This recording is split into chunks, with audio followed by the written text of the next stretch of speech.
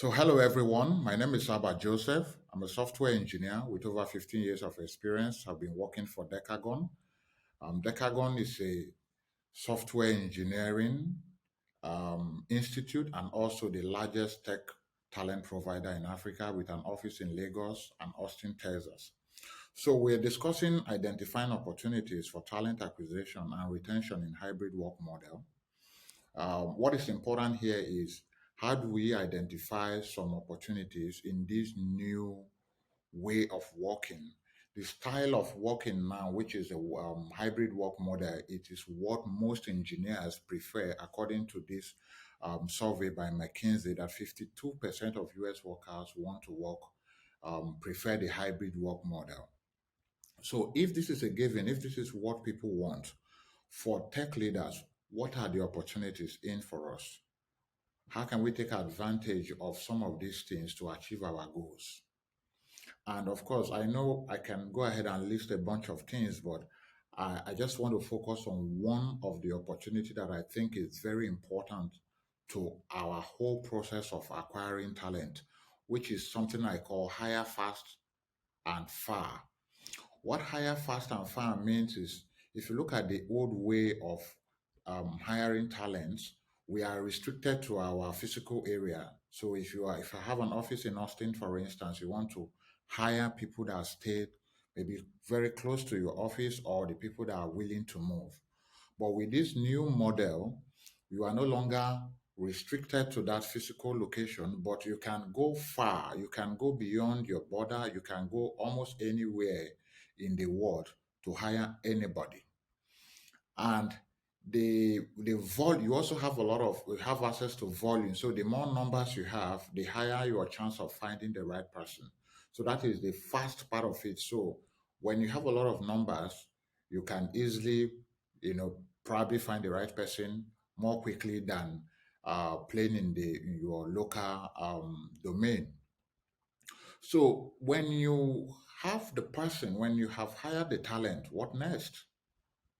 This is where this is where we are. This is the biggest problem right now in hiring talent is not just bringing them in, but keeping them. How do you ensure that they stay for a while? Because when the more people leave, if they leave too often, it starts affecting productivity, it starts affecting the team relationship and everything. And you want to try as much as possible to keep people. So right now, if you look at the current state of recruitment, like how we hire people right now, we don't really emphasize on activities that will help us retain people. How did most people recruit? We put out a job ad, get candidates to apply, and if they are good, we go ahead and hire them. What does it mean for them to be good? It means when we're bringing them in, they will be productive immediately for us. That is what most people look out for when they're hiring someone, that can you hit the ground running? If that is the case, then you are good. If that is not the case, they're probably going to look somewhere else. But is this really how it's supposed to be? Of course, I understand like business needs, I understand business needs people that can work right now. But what are the what are the extra things you can give to these people? Because don't forget this, if they have everything and they're coming to your company with everything, what else can you give to them? What else will keep them? Do you want to continue increasing salaries? Do you want to give maybe stock option or whatever incentives? Do you think those things will keep people? Um, I think it does to some extent, but you know, other companies as well will apply the same principles, and then the exodus would continue. We just kind of be moving in the cycle. So I think there's something missing, right?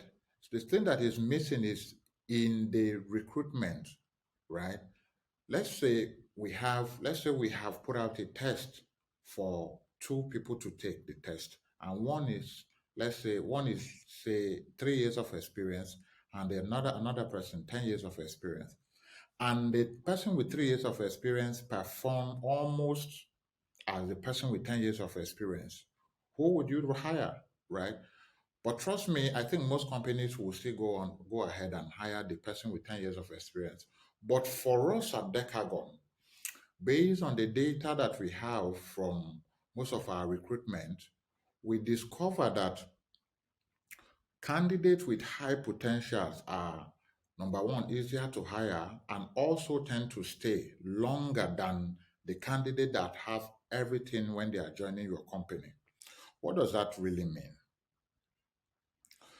When you hire someone that is still hungry to learn and you give them the facilities and you provide them with the resources to learn, number one, they start building trust with the company, because when loyalty to some extent is like one key reason why people tend to stay with company for long, right? When you invest in people, when you help them to grow, they will want to stay and do something back for you, right? And of course, in order for you to do this, in order for you to make this investment, you want to be sure that you are investing in the right person. That is why this whole process of experimenting um, with the recruitment process of setting some criterias, and the criteria that helps you identify not just the right candidate for the role, but the candidate with potential that has the ability to learn quickly, to grow over time, something we call dev growth velocity, which is a way that we just some kind of parameters that we use to measure growth over time, right? So we've had a situation where someone, the developer, was dropping the company, and we brought in that developer into our company, and in 2 years, the developer has learned so much that the developer started providing leadership support to other engineers. Some senior engineers that we have had for long has not been able to grow that fast. So basically, what we need to do at this point is rethinking tech talent hiring. That process of the process the process we used to bring people in, we need to reimagine that process, right? We need to get insights into candidate journey. We need to test people beyond programming skills. We need to understand and have the tools to measure how people are growing. And these things has to be deliberate, like it has it has to be designed. That means if you are planning to retain people, or let's say companies should have like um, a process that helps them retain people. It should be as rigorous as the recruitment process, right? So we have a recruitment process that is rigorous. Most companies are proud of it. That yes, before you get into our organization, you have to go through this, you have to go through that. But then there is nothing on how to make sure these people stays. So you want to like re-engineer this whole process and integrate them to each other. When the developer or the when the person is coming into the organization, they should already know the benefit. They should already know the things and their growth path, how they are going to be, how their growth is going to be measured, how they are going to be scored, and probably they should be able to. Ideally, they should be able to tell that, okay, in the next 3 years, in the next 2 years, this is where I'm going to be with this organization.